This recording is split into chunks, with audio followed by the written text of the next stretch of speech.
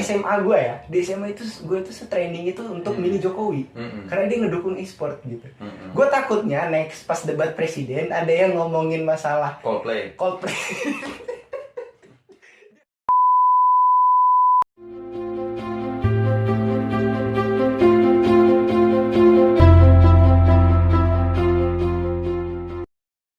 Lanjut bang ke pertanyaan selanjutnya bang. Sebenarnya bang nih, kalau ini kan anak-anak Gen Z ini, gue berapa kali bikin podcast sama Gen Z ya. Kita ini kan ini bang pemilih apa ya istilah politiknya itu ya, pemilih calon-calon pemilih lah, calon-calon pemilih anak-anak Gen Z ini yang udah dapat KTP tahun ini gitu. Dan jumlahnya banyak bang. Lu menurut lu gimana nih bang masa-masa cair yang lu inget gak sih tahun 2019? Tiba-tiba itu trending bang. Setrending itu di SMA gue ya, di SMA itu gue tuh setrending itu untuk milih Jokowi karena dia ngedukung e-sport gitu. Gue takutnya next pas debat presiden ada yang ngomongin masalah Coldplay. Dia ngomong Coldplay, orang-orang pada ngedukung dia gitu. Saya akan membuat konser Coldplay setahun 2 kali, terus dipilih bang gitu ya. Gimana bang buat lu, cobalah bang kasih arahan ke adik-adik lu yang nonton ini, kira-kira gimana itu pandangan lu gitu. Jadi begini, sebenarnya popularitas dalam politik ya, ini Salim karena bahasnya soal demokrasi ya, saya oke lah ngulas walaupun saya bukan pakarnya ya. Popularitas itu kan hanya sebagai tools pendekatan calon-calon legislatif, calon-calon eksekutif itu mendekati pemilihnya untuk bisa berkomunikasi tanpa jarak seperti itu. Ya itulah dengan ya kalau sekarang ada caleg yang nggak pakai medsos ya kuno juga gitu ya, sulit juga dia kan, karena pemilu itu kan bukan hanya soal pemilih rasional tapi juga pemilih pasti ya, maksudnya ini basis suara gua nih, basis dukungan gua nih, tapi kan kita juga perlu memperebutkan swing voter tadi ya, tiba-tiba karena isu ini berubah dukungan, nah itu kan berpengaruh juga. Nah, jadi popularitas atau isu-isu atau sosmed, katakanlah yang trending itu hanya tool sebenarnya. Nah, tapi yang saya khawatirkan justru milenial ini hanya dimanfaatkan oleh oknum-oknum pelaku-pelaku demokrasi politik lah ya, politik itu sebagai ya saja kalau istilahnya itu bukan lip service. Jadi substansinya nggak ada ke anak-anak muda ini, nggak ada ya. Diajarkan misalnya katakanlah e-sport, ya sudah dia senang e-sport, tapi apa makna e-sport? Apa esensi e-sport? Begitu, ya kan? Yang ada justru malah dengan e-sport, ini nanti takutnya orang beralih dari e-sport ke slot misalnya. Bahaya juga itu. Bahaya, benar.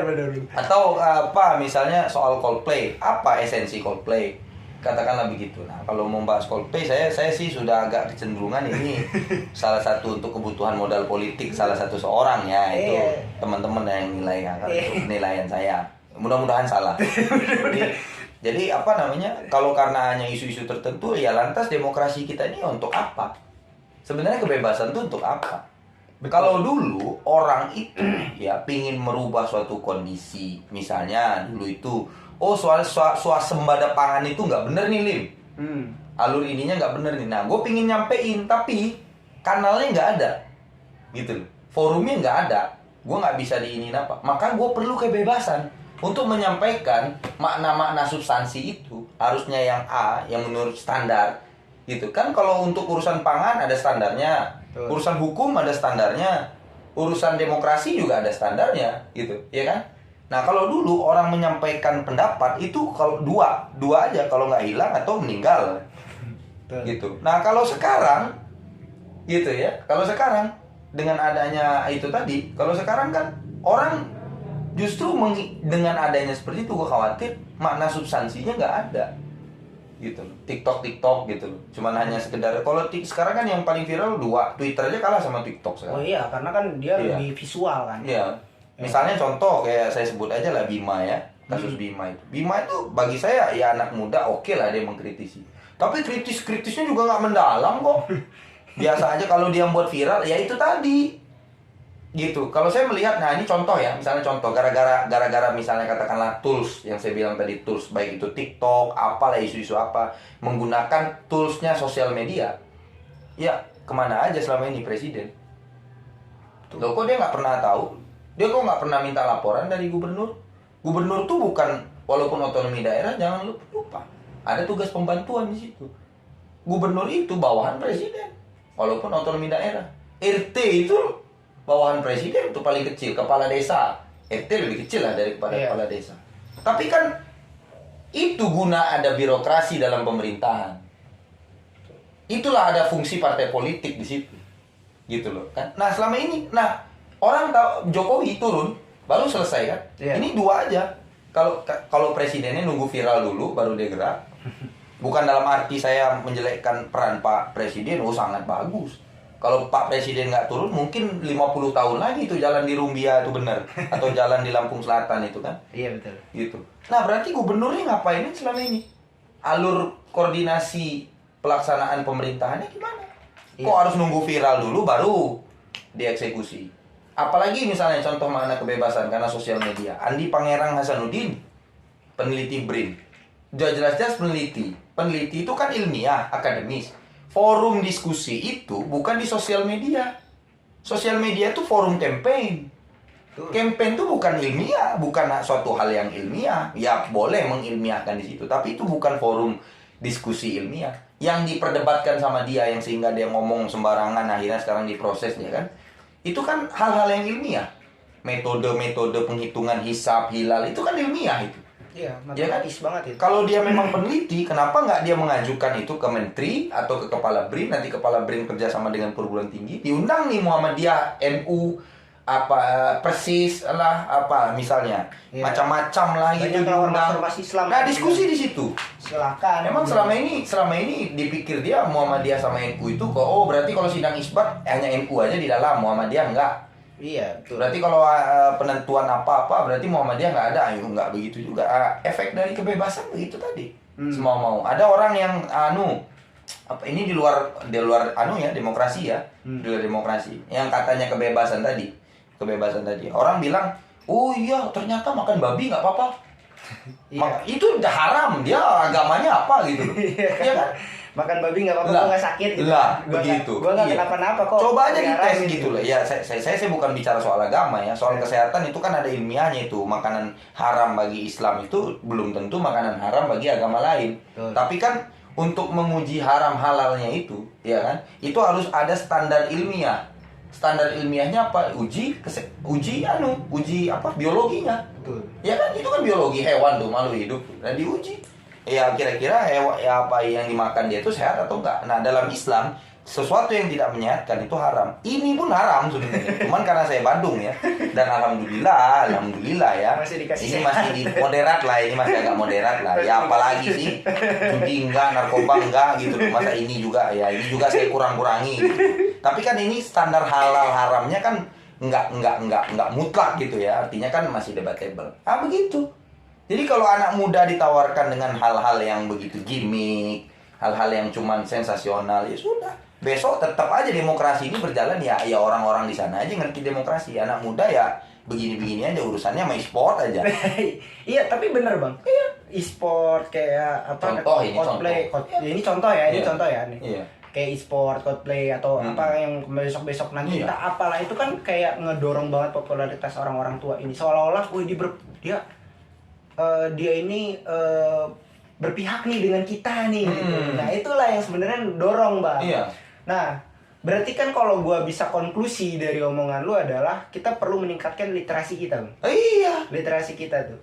Nah dan ya gua nggak perlu lah ngebuka data kalau kita ini urutan 61 dari 62 masalah literasi. Tolak ukur ya. Tolak ukurnya ini kita ngomongin fakta ya. Bahkan IQ kita itu termasuk rendah di ASEAN gitu.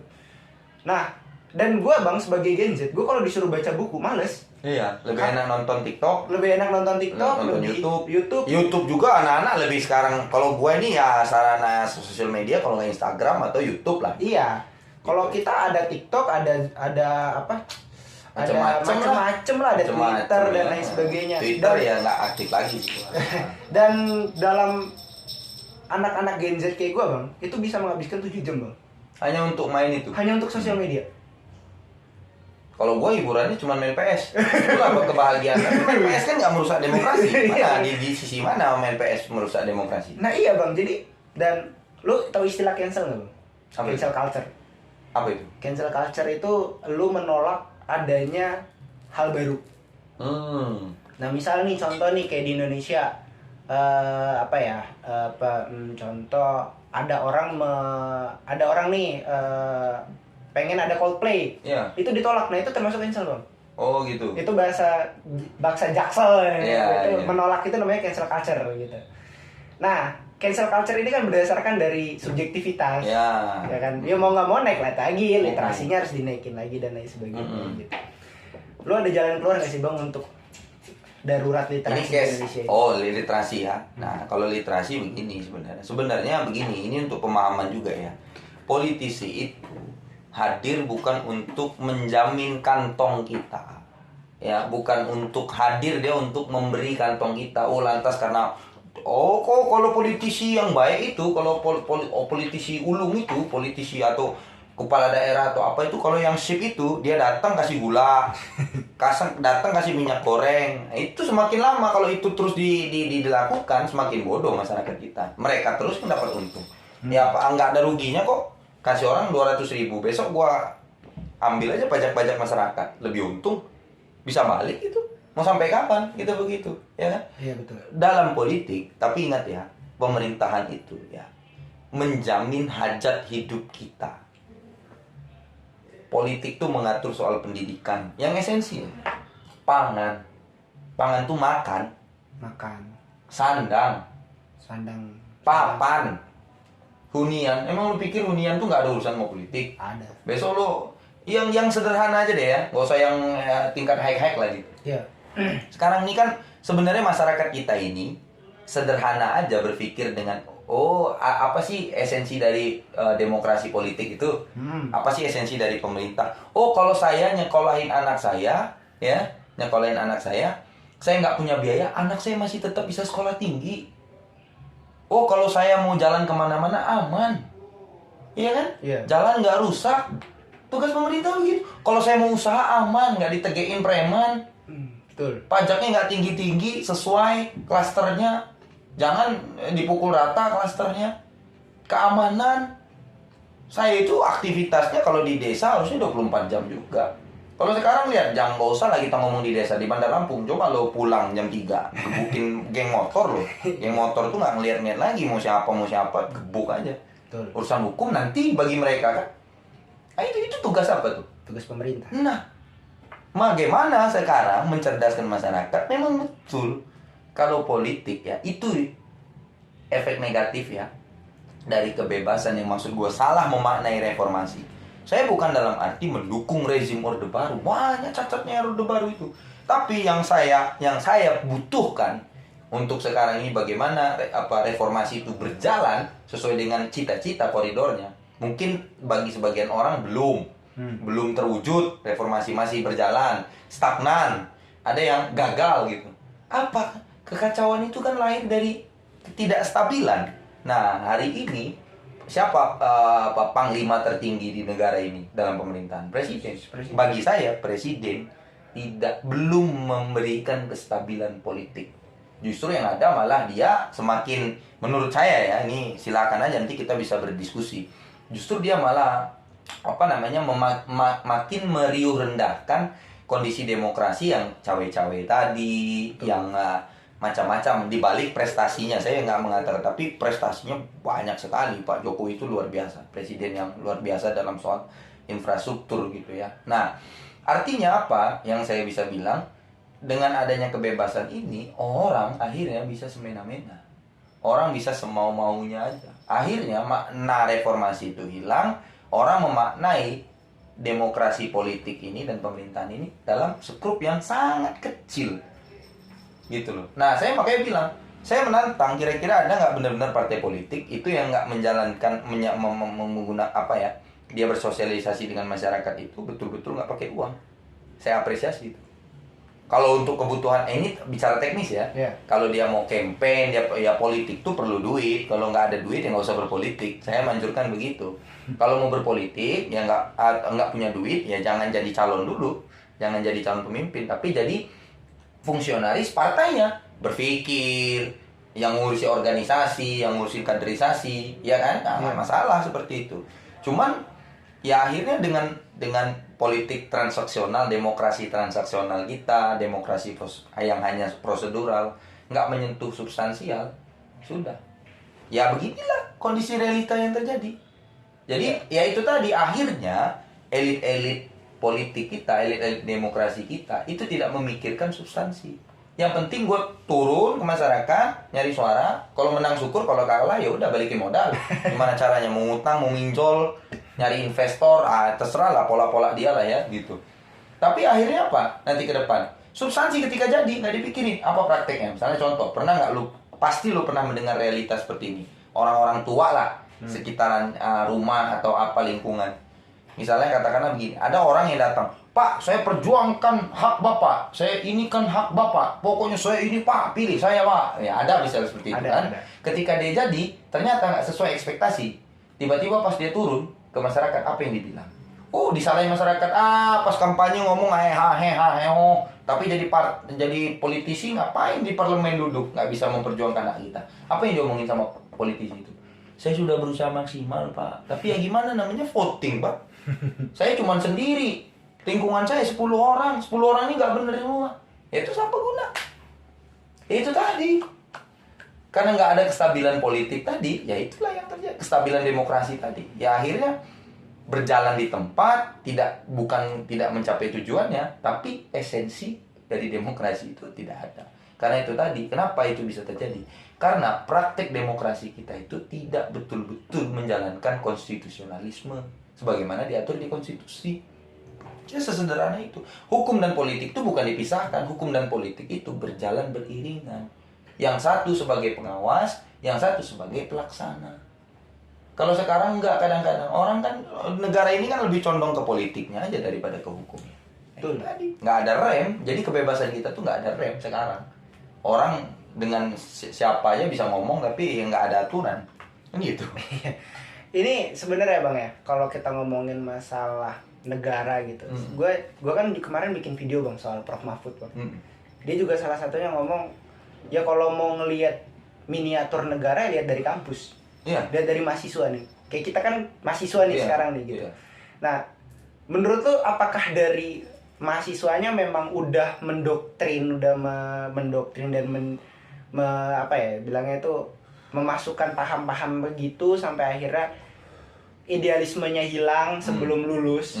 Karena kan kalau Tan Malaka bilang idealisme itu kemewahan terakhir bagi pemuda.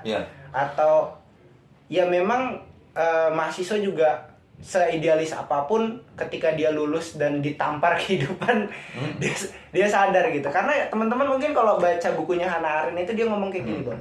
Apa tuh? Orang paling radikal dalam revolusi akan menjadi orang paling konservatif sehari setelah revolusi itu berjalan. Dia mengkritik tentang orang-orang yang di mahasiswanya dia idealis, dia lulus, dia tidak idealis lagi gitu. Dia kehilangan idealismenya gitu. Karena dia bicara soal realita. Iya, dia bicara soal realita. Dia berhadapan dengan realita. Tapi kalau dari kacamata lu, apakah masalahnya ada di organisasinya atau memang realitanya sekuat itu sampai melahap semua organisasi, Bang? Harusnya begini. Saya mengatakan, ini pendapat saya ya. Organisasi mahasiswa baik intra, kalau intra kayaknya terlalu organisasi. Kalau HMJ dan lain sebagainya itu enggak kasih. Organisasi ekstra khususnya itu bisa menjadi jembatan antara partai politik dan perguruan tinggi itu. Jadi saya sebenarnya mendukung bahwa perguruan tinggi manapun, ya perguruan tinggi manapun, PTN, PTS, PTM, kalau Muhammadiyah ada PTM, ada PTNU mungkin katakanlah begitu, itu menjadi laboratorium politik. Jadi kalau sekarang gue tanya, RUU rancangan undang-undang itu kan kepentingan politik tuh. Sebelum dia jadi produk hukum kan dia produk politik dulu. Betul. Keputusan politik dulu, akhirnya ketua partai menyatakan oke, kita ajukan ini menjadi rancangan undang-undang, katakanlah pemberantasan sita aset, RUU yang lagi ngetren ini. Ya kan, perampasan aset, RUU perampasan aset, RUU dulu TPKS, begitu kan. Nah, sebelum dia masuk menjadi produk hukum, harus diuji lab. Lu kan orang lab nih, harus diuji lab dulu dong. Nah, labnya di mana?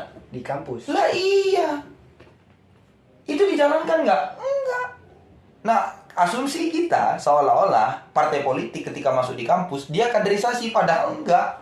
Yang dilarang itu adalah ketika, ya sebenarnya boleh-boleh aja gitu loh, partai politik mengkader orang di situ menjadi anggota formalnya, itu yang nggak boleh. Bukan dalam arti kita berdekatan dengan bersama orang partai politik, itu bukan dalam arti kita mendukung partai politiknya atau mendukung apa, bukan. Partai politik manapun harusnya berani gak adu gagasan dong, harus berani uji ilmiah. Karena kan negara ini kan bukan sekedar negara politik belaka, tapi kan negara hukum. Politik dan hukum itu kan ada ilmiah di balik itu. Betul. Untuk uji ilmiah ini mana? Di lab. Makanya sekarang ini gapnya kelihatan jauh, Lin. Orang-orang kampus itu ya ranahnya ya ilmiah aja. Dia nggak mau hadapan dengan realita. Karena itu tadi, takut nggak netral lah, takut anu lah, takut kepentingan lah. Orang-orang partai merasa susah masuk ke perguruan tinggi. Harusnya eksponen mahasiswa eksternal apapun organisasinya itu menjadi jembatan. Karena kan organisasi eksponen mahasiswa di tingkat eksternal itu kan memiliki jaringan ke sana, ya kan, tidak bisa dipungkiri itu kemana aja. Betul. Nah, ketika ada problem dan sebagainya, tawarkan dong, berani nggak ke kampus, uji di kampus. Kadang-kadang, nah itu tadi, makanya demokrasi kita ini esensinya itu bukan demokrasi substansi, tapi dua tadi, demokrasi transaksional, demokrasi. Apa untungnya gue bawa ke kampus? Apa efeknya bawa ke kampus? Esensinya nggak dipikirkan.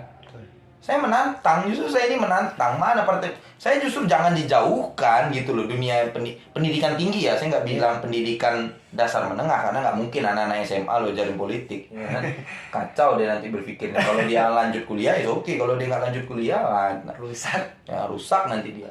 Jadi paham ya maksud gue? Paham. Sangat lengkap.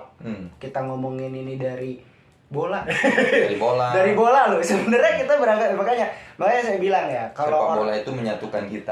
Makanya saya bilang bola itu orang itu kalau mau ngomongin politik tuh jangan jauh-jauh, Bang. Dari bola. Dari yang muda-muda ya, contoh bola. Tadi kan gue mulainya dari bola kan. Kalau City nggak apa-apa lah, walaupun nanti kita kalah, nggak City juara nggak apa-apa lah. Asal jangan Jupe aja, jangan Milan aja, dua itu aja.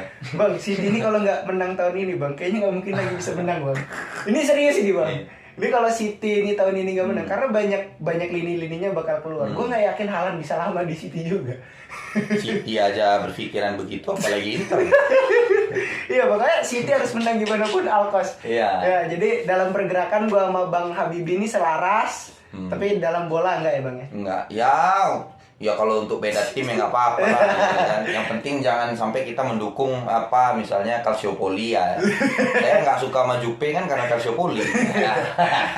Halo Men Jupe, Anda bukan teman saya, siapapun itu ya. Bang Limbo juga kawan senior, kawan kita, musuh ya. Dalam bola. Dalam bola. Oke, itu hanya fans ya. Bola itu nggak apa-apa, Bang, karena sport entertain kan. Iyalah. Iya dong. Jadi banyak orang berolahraga karena nonton bola kan. Menyukai sesuatu itu harus ada alasan. Ada alasannya. Gitu. Gue berapa kali potong rambut itu ngikut. Gue kalau pengen ganti potongan rambut, Bang, nunggu Piala Dunia.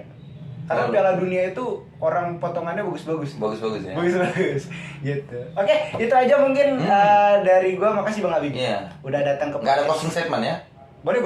Iya. Ya biasanya kan begitu, karena biasa formal. Iya. Biasa kalau Salim kan memang lincah ya, saya terlalu kaku lah. Ya kalau saya sih berpikir makna reformasi ya, karena intinya tadi kan reformasi. Reformasi ini kalau dibilang terwujud 100% belum. Tapi kalau dibilang belum waktunya mau sampai kapan? Ini reformasi udah 25 tahun. Betul. Gitu kan. Kalau begitu sekalian aja revolusi, ngapain reformasi kan gitu. Okay. Nah, terus saya juga berpesan ya, ini untuk kalangan-kalangan elit-elit partai yang tidak mengerti esensi reformasi, belajar sejarah dan banyaklah berdiskusi dengan dulu pelaku-pelaku sejarah 98. Pelaku sejarah 98 tuh nggak semuanya jadi politisi. Ada juga macam-macam ya. Di media kita bisa lihat lah. Itu diajak diskusi gitu loh. Orang-orang pejuang itu. Ya, berdosalah kalian memperkaya diri kalian, memperkaya harta kalian dan golongan kalian di balik darah-darah mereka yang dulu memperjuangkan kebebasan untuk kalian bisa jadi orang sekarang. Berdosa. Dan berdosa juga kalian sama penguasa yang dulu bisa segalanya, dia mundur demi harapan ya sudahlah. Yang penting rakyatnya nggak chaos lagi lah. Udahlah, saya mengakui dosa saya. Bukan dalam arti saya pembela Soeharto mati-matian, enggak. Tapi ada yang saya kagum dari Pak Soeharto itu adalah dia mampu menjaga kestabilan politik. Walaupun kestabilan politik itu yang akhirnya membuat dia itu tadi ya, karena tadi dia menjalankan kekuasaan itu tanpa hukum. Secara praktek dia tanpa hukum gitu. Artinya ya zolim dia kan. Kalau sekarang justru malah hukum itu dijadikan alat. Saya nggak ngarah kemana-mana ini ya, saya disclaim, untuk memperkuat kekuasaan atau shortcut kekuasaan gitu. Jadi apa ya, jangan sampai memaknai esensi reformasi itu adalah suatu hal yang gagal, itu salah juga. Dengan reformasi kita bisa seperti ini, bisa ngomong bebas ya, nggak ada ancaman dan lain sebagainya. Tapi bukan dalam arti makna kebebasan itu disalahgunakan, kita semau-mau, semena-mena, tanpa etika ya, tanpa melihat budaya dan lain sebagainya. Nah, kedua pesan saya bagi kaum milenial, kalau saya mungkin jalan saya kayaknya ya, ini saya nggak bisa memastikan juga, kayaknya saya nggak deh kalau semuanya ke jadi politisi ya. Siapa yang mau kasih argumen-argumen ilmiah kan? Saya memilih untuk di track di akademis lah gitu ya, untuk menyeimbangkan para politisi gitu loh. Gitu. Kalau semua terjun ke politik ya, siapa yang menjadi yang benar-benar memikirkan ilmiah, hal-hal akademis begitu kan? Nah, bagi generasi Gen Z ya, Gen Z apalah segala macam nama istilah itu, kalau kalian ingin masuk ke ranah demokrasi, mau jadi aktivis, mau jadi politisi nantinya, atau mau jadi praktisi yang berkaitan dengan demokrasi, politik, pemerintahan, harus melalui proses. Nggak bisa shortcut, nggak bisa yang penting populer gitu, yang penting populer, terkenal, nggak gitu. Orang-orang sekarang termasuk Presiden Jokowi itu juga melalui proses yang berdarah-darah pasti, yang berjuang luar biasa kan, seperti itu. Nah, yang ketiga, mudah-mudahan ke depan makna reformasi 25 tahun ini dijadikan ya, mudah-mudahan saya berharap pemilu 2024 minimal kulturnya berubah lah.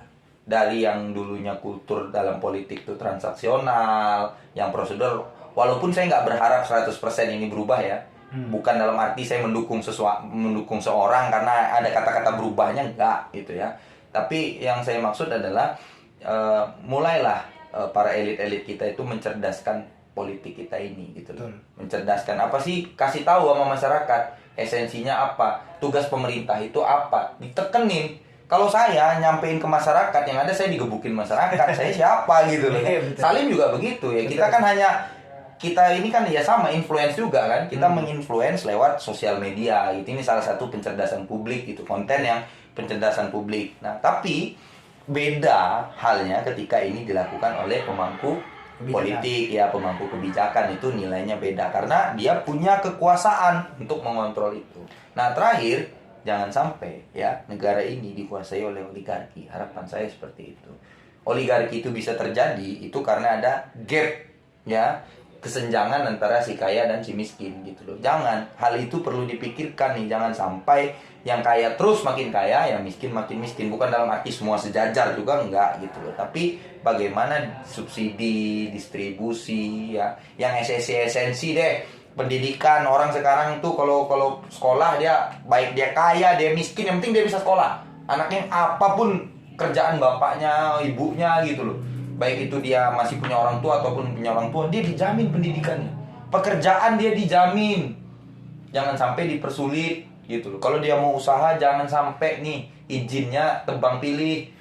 Yang cukong-cukong itu izinnya mudah gitu ya, tapi yang UMKM itu dipersulit. Nah, elit-elit ya, termasuk kan elit-elit politik kita ini kan ada banyak juga pengusaha di dalamnya memikirkan hal begitu. Banyak juga orang akademisnya di situ, banyak juga orang birokratnya seperti itu. Nah, dipikirkanlah hak-hak mendasar masyarakat ini. Jangan sampai demokrasi ini menghilangkan esensi sejatinya untuk pertama mencerdaskan kehidupan bangsa ya, memajukan kesejahteraan umum. Esensi demokrasi itu kan 3 tujuan Indonesia: memajukan kesejahteraan umum ya, pangan, sandang, papan, mencerdaskan kehidupan bangsa lewat pendidikan. Kita bisa ngomong gini, ini karena bersyukurnya kita berpendidikan. Bukan dalam arti kita sudah berpendidikan tinggi. Coba kalau kita nggak kuliah, mungkin nggak begini pola pikirnya kan. Nah, yang ketiga mewujudkan perdamaian dunia. Jangan lupa, itu paling penting. Bagaimana kita mau mewujudkan perdamaian dunia kalau ada beda pandangan dikit tolak gitu ya. Tapi jangan juga tiketnya mahal-mahal gitu.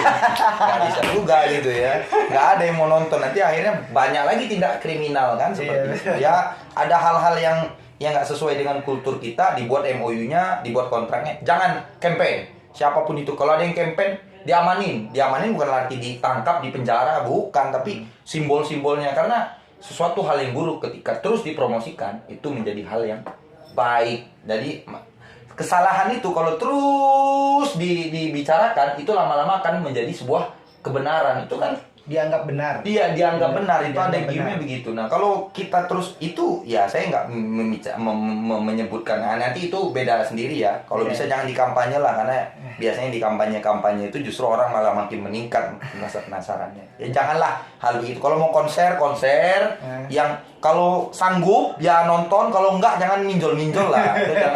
jangan anu lah ya. Sama ya udah itu.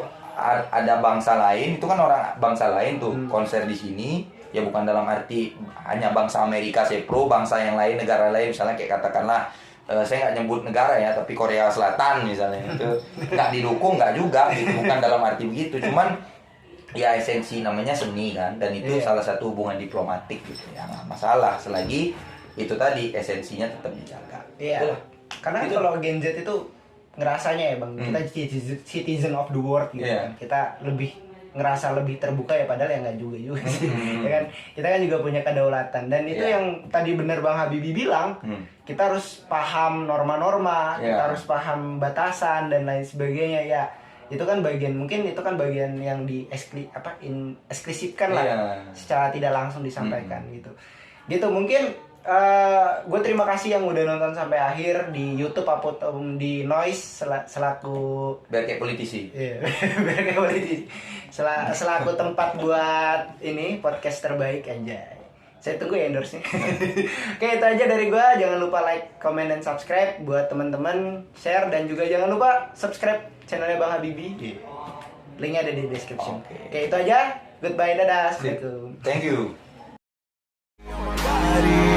Icon, and my girl about a 10. I should fuck her in the